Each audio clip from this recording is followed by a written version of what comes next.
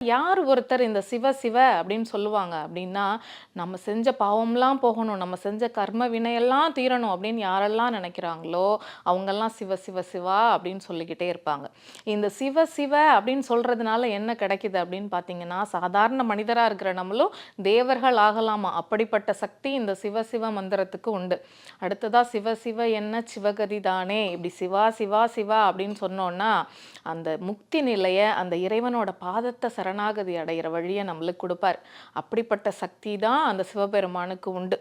அப்படிப்பட்ட நாளில் இன்னைக்கு இந்த சிவன் அப்படின்னா என்ன, சிவன் அப்படின்னா தமிழில் என்ன பொருள் அப்படின்னு பார்த்தோன்னா சிவந்தவன் அப்படின்னு பொருள்.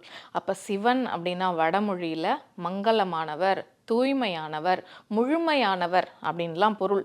இது மட்டும்தான் இவருக்கு இருக்கா அப்படின்னு கேட்டால் அப்படிலாம் கிடையாது. பிறப்பு இறப்பு இல்லாத நிலையை உடையவருக்கு பெயர் தான் சிவன். பிறப்பிறப்பு இல்லாத ஒரு நிலை ஒரு கடவுளுக்கு இருக்கு அப்படின்னா அது சிவபெருமானுக்கு மட்டும்தான். அதனால இவர் என்னெல்லாம் பெயர் வச்சு கூப்பிடுறோன்னு பாருங்க. பரம்பொருள், யோகி, ஞானி, சிவன், ஈஸ்வரன், அண்ணாமலையார், அருணாச்சலனார், தட்சிணாமூர்த்தி, நடராஜர், பிறைசூடன், பித்தா பிறைசூடா அப்படின்னு சொல்கிறோம் இல்லையா, பிறைசூடன்.